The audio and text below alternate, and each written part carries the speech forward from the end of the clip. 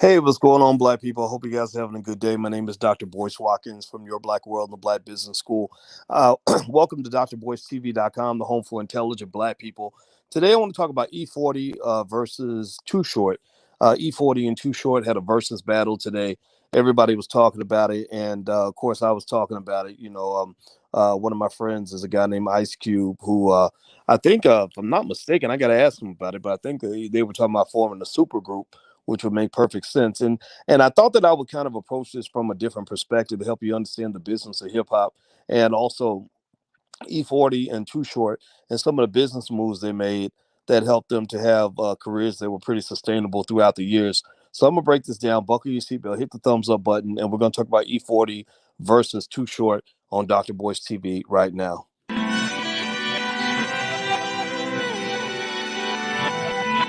Here we are, clan the isms, cataclysm, great. Our people out here struggling, trying to make it in this state. Everybody out here doing it, but we the ones who late. Now family, we the ones who gotta delegate. Get that money in the power, never be fake. Stick to co-sign for 3. What did he say? Create jobs, support our own. Educate the same and buy back your home. Got 3 degrees, triple 10. 3 PhDs, now we on the CNN. DBTV, let's talk about negligence. Ignorance is bliss, but we can turn it to intelligence. Believe none of what you hear, half of what you see. Let's break it down here on Dr. Boyce TV. Here we are. Hey, what's happening, everybody? My name is Dr. Boyce Watkins, and welcome to drboycetv.com, the home for intelligent Black people. How many of y'all saw the battle today between E-40 and Too Short? Say yes or no in the chat if you saw the breakdown with E-40 and Too Short. Domino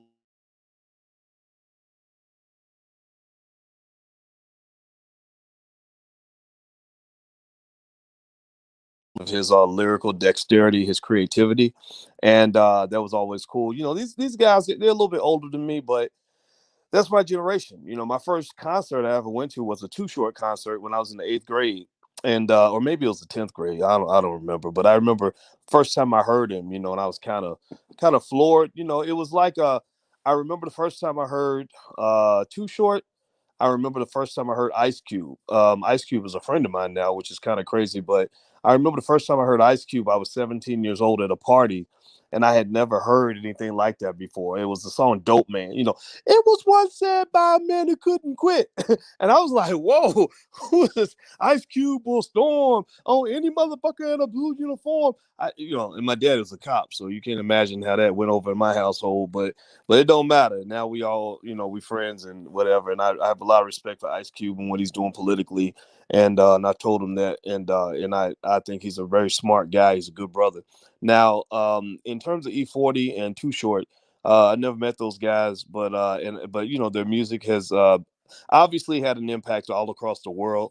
There's a debate that can and should be had about what the music might have did to the culture one way or the other, good or bad. But I think that it would be really interesting to kind of talk about E-40 and Too Short. And first of all, the Bay Area.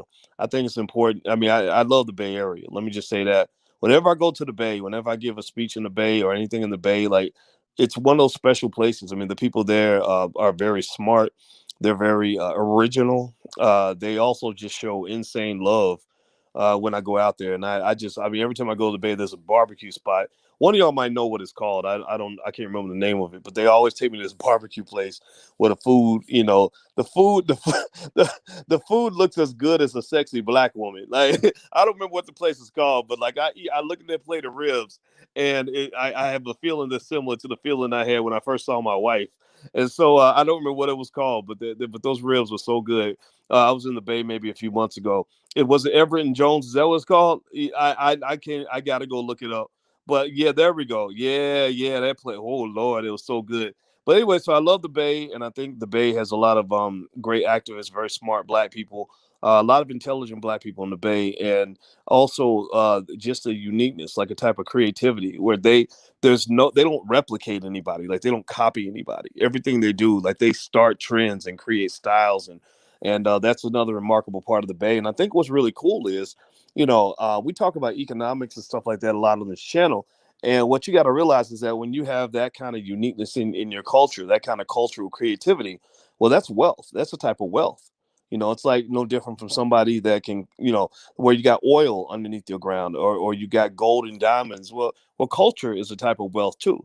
And so, when you talk about the Bay Area and the cultural creativity there, you're talking about $1 trillion empire, right? And so, when you have your E-40s and your Too Shorts, you got to also, you can't raise every black boy to be a rapper. You got to raise a million black boys and girls to become business owners and entrepreneurs and marketing specialists and technology specialists, so they know how to help really extract the wealth that exists when you have a 240, or excuse me, a Too Short or E-40 in your community, right? And here's another thing about E-40 that I've always been impressed with. I don't know much about Too Short's whole, sort of business trajectory. I do know that he started off selling, tapes out of the trunk of his car. I think he called them special requests, and that was how he built this brand. That was how he let people know about his talent. That was how he made his first dollars. And E-40 is a guy that's fascinating because E-40, even back 27, 28, 30 years ago, was already doing things independent as an entrepreneur. And that's the thing I always admired about him, is that he always had a career because he didn't have to wait for anybody to sign him. He wasn't waiting for a record deal. And I remember E-40 had a song that I really liked. It was the chorus was that they'll find a new nigga next year. And he was talking about the hip hop industry and how people from other communities will use young black men, just kind of bring them in, chew them up, spit them out, and hit it and quit it. And you think you're on top of the world, you shining, you got all this money, they're gonna give you this big advance, and next thing you know, you broke. Like, I think he had in the song, he did a little skit with a guy from Fly By Night Records or whatever. And basically, the rapper's pissed off because, the company that used to tell him he was the next big thing, they're not returning his phone calls anymore. And so E-40 was really hip to that very early. And I think that really is something that people should pay attention to. Most of the people that are really successful like that in that genre, especially during that era, were entrepreneurs. If you talk about for example, Ice Cube. One of the things that Ice Cube did, there was no market for Ice Cube when he came out. There was no market for NWA. There was no radio wasn't playing NWA music. They had to make a way. Another person that actually came through and did stuff in the Black Business School, Damon Dash. He's another friend of mine. We did a program together called Intelligent Boss Moves. And we were basically teaching business from two perspectives. I speak as a finance professor, but he speaks more so as an entrepreneur in the hip hop industry. And it's really fascinating because he would tell stories about how nobody wanted to sign Jay-Z. That when Jay-Z was coming out, like, he couldn't get a record deal. So when they couldn't get a record deal, they carved their own way. So my point is to say that I think from the rappers, one of the things that everybody can learn from that is that sometimes you got to carve your own way. E-40, if E-40 didn't know how to carve his own way, E-40 wouldn't be who he is now. His career would have probably filtered out probably back in the 90s, right? Too Short carved his own way, selling tapes out of the trunk of his car. Master P carved his own way. Ice Cube, NWA, they carved their own way. If you remember when Ice Cube was getting exploited when Jerry Heller was basically trying to screw all of them. Y'all remember No Vaseline? I don't know. Well, maybe if you don't remember, then you should go look it up. Look up Ice Cube's song No Vaseline, arguably the best diss track in history, right next to Tupac's Hit 'Em Up. When Ice Cube was with NWA, Jerry Heller, pretty much tried to take advantage of their lack of business savvy to get them to sign a contract that would have been very harmful to them. And Ice Cube was one of the few guys who did not sign the contract, right? And it's that financial literacy that made a difference. But it was also something I actually talked about today when we were doing our Black Real Estate Weekend is opportunity, patience, and perspective, OPP. OPP is something that financially intelligent people have. And what that basically means is that you spot opportunities, you don't give them away. You have patience. You're waiting for the long money, not the short money. You're going for the slow money, not the fast money. And also, perspective means that when you sign a deal or you make an agreement, you're thinking, okay, how's this going to play out 5 years from now? How's this going to play out 10 years from now? Right? Because if you're short-sighted, then you're going to lose in business. So Ice Cube with NWA and Jerry Heller and all that, he was the young guy at the table who had perspective. He said, I'm not signing this because I don't want to be locked in this contract. Now, just to give you some more perspective, I had a great conversation the other day with a brother that was from the group New Edition, Ronnie DeVoe. He's in the Black Business School, very smart brother. And Ronnie and I talked, and I like talking to him. I never talked to him before, and so we talked, and one thing I asked him if he would do, and I hope he gets to do this soon, is I would love for him to come in and talk about what happened with New Edition and how New Edition ended up signing that terrible contract back in the 80s. But they were kids; they didn't know any better, right? But it just kind of shows you that when you show up to the table in the entertainment industry and you're not prepared, or you don't have people that are able to really look out for you, it's very easy to end up locked up in a really difficult financial situation. A bad example of that might be Megan the Stallion. I think right now Megan the Stallion is claiming that she was exploited by her contract, but it's not as if they didn't let her read it. It's not as if they forced her to sign it. So there's some of that responsibility has to fall on her, because you have to know what you're signing, right? But of course, if you're just thinking about the fame or thinking about the money, again, perspective. Remember, I was talking about OPP, opportunity, patience, and perspective. If your perspective is, I want to be famous, I want to shine, I want this white man to sign me to this record deal, then you're gonna sign anything in order to get access to that fame and the fortune and the bling and the booty and all this other stuff, right? So one of the things I liked about this versus battle with E-40 and Too Short is I love the way the versus brand is really paying homage and respect to the artists that a lot of people love and a lot of people respect. And also, my here's my thing, right? I'm a black man first, y'all know this. So as a black man, I've done and participated in all the things that brothers do and know about. Like I listen to all of this stuff and everything else.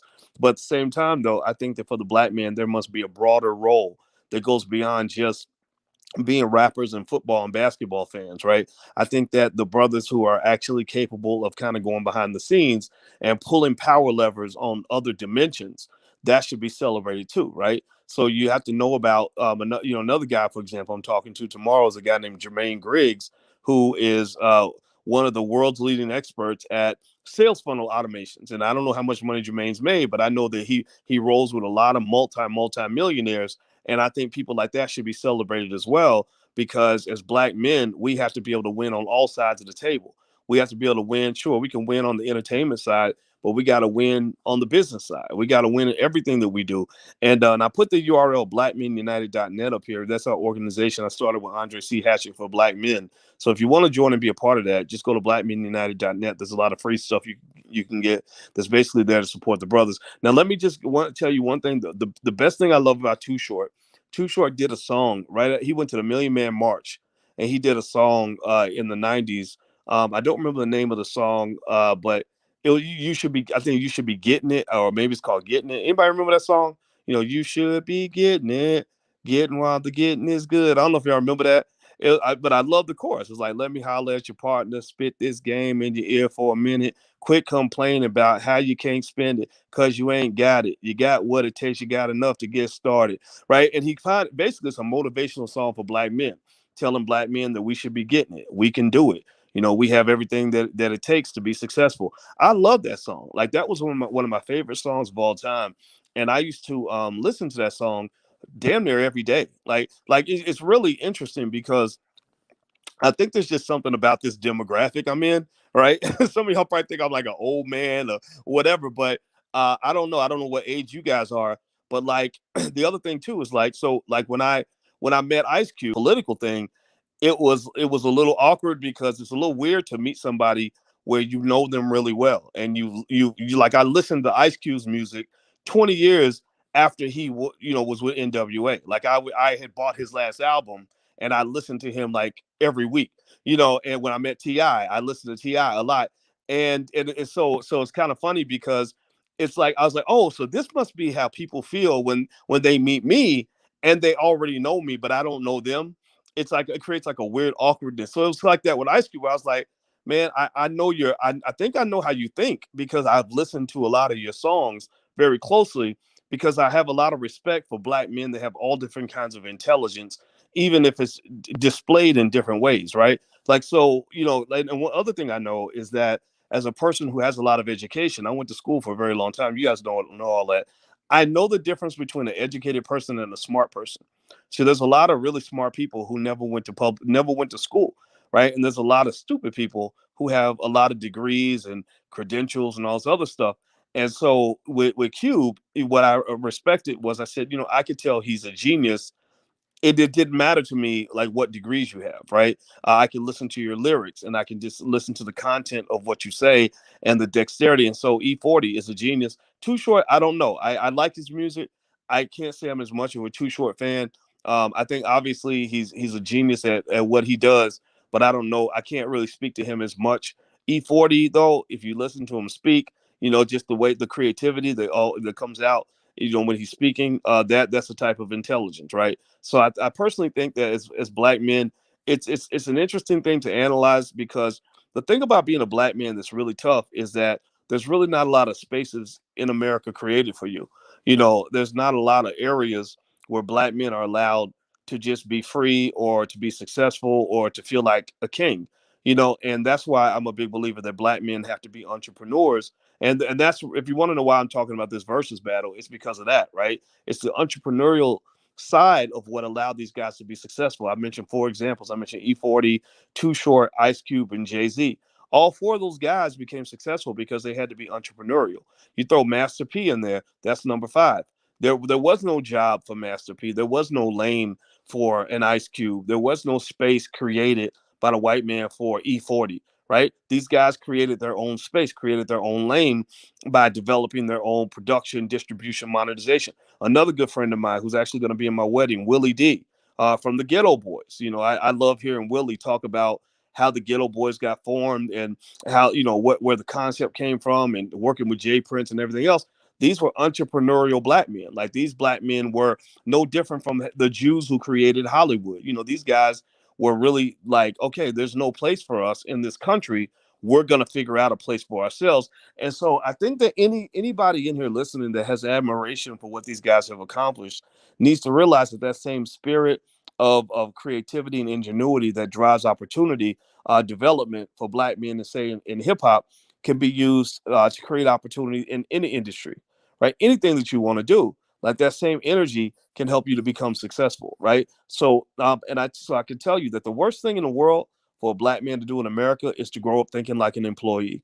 I'm just going to tell you, like, I really think the worst thing in the world for a black man is to grow up thinking the best way for me to be successful is for a white man to open a door for me.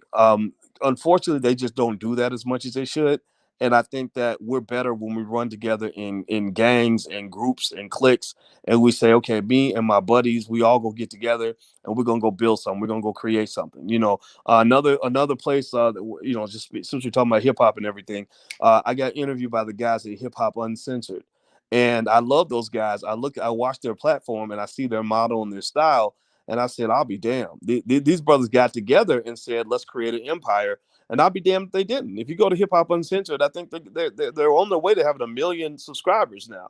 So really, if you want to talk about Powernomics in action, go check it out. Go and just take a look at some of what you're seeing black men and black women doing all throughout. Because we know the black women are killing it too.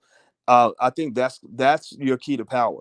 Your key to power is not aligning yourself with these organizations and these systems. Your key to power is to create a lane, even if there isn't one.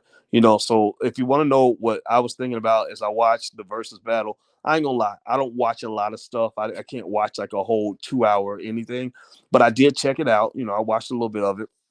And I think about the business models. I think about the history of it all. And what I was thinking about was like, how these two guys got to where they are. I thought about the beauty of the Bay and just have the culture and how the culture is so unique and so special. The Bay Area is one of my top 3 or 4 favorite places in the world to go speak. My favorite places are London, the Bay, Brooklyn, because the people there are very progressive and intelligent. Philadelphia, because it's like a second home because I have family there. Chicago, because that's where I'm at. And Houston. I love Houston. And of course, there's other areas too, but those are the ones that come to mind. And so, I think this is like a really great moment and a great culmination of literally like a lifetime achievement award for two guys that created something when there was nothing. And I think that's what we could commend there, and that's what we can learn from. So anyway, I don't know if you guys know this or not, but tomorrow we're doing the second day of the Black Real Estate Weekend. If you still want to join us, you can. You can actually go to blackrealestateweekend.com. We spent all day for 8 hours bringing in experts in real estate, a bunch of real estate agents and property developers and multifamily property people and stuff like that. So if you have an interest in real estate, go to blackrealestateweekend.com. We get started tomorrow morning at 9:30 a.m. We're going to go all day long. And it's nothing but real estate because Black people need to own assets. We need to own property. We owned 15 times more land 100 years ago than we own today. And I think we need to own more right now. So if you could do me a favor, please hit the thumbs up button, hit the share button, hit the subscribe button before you go. Dwight says, what about Louisville? I love Louisville because Louisville's my home city. But I'm going to tell you the truth, man. Louisville ain't really the most progressive place in the world. Maybe it's become more progressive because of the whole Breonna Taylor situation. But Louisville kind of actually disappoints me a little bit because I had to leave Louisville because of the racism, because they weren't ready for my ideas. And it's not so much the behavior of the white people in Louisville that bothered me. It was the behavior of the Black people in terms of having Black people there that just really we said a lot of scared Black people, and I really enjoyed going to Brooklyn and places like that where the Black people ain't scared. So it doesn't mean I hate Louisville. Like, I love my city, of course, but there was a reason I had to leave because I didn't see any opportunities there. So there you go. So that's why I didn't say Louisville. No disrespect, but those are my top ones. So anyway, I'm out of here. Hit the thumbs up button if you could. Please hit the thumbs up, share, subscribe button. I'm out of here. Have a good night. I'll talk to you later. Peace.